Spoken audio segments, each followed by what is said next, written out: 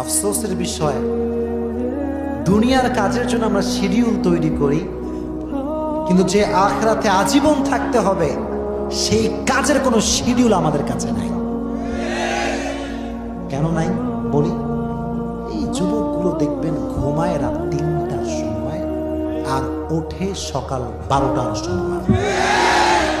What is the meaning of this type of life man? জীবনে কোনো মানে হতে পারে? মানে নেই। তো এখন দেখেন, নামাজের ক্ষেত্রে সমস্যা এইটা।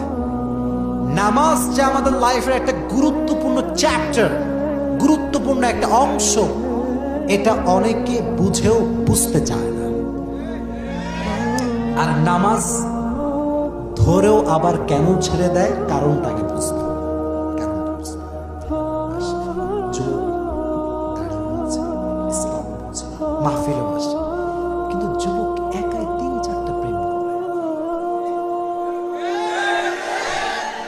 আচ্ছা বলেন, আমি বলি, যেই যুবকটা রাত 3টা-4টা পর্যন্ত প্রেম করে, তার কি ফজরের নামাজ পড়ার কোনো সম্ভাবনা আছে?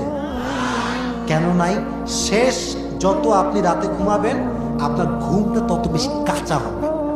আর কাঁচা ঘুম হলে আপনি অ্যালার্ম বাসের বাড়ি মারেন, ঘুম ভাঙবে না।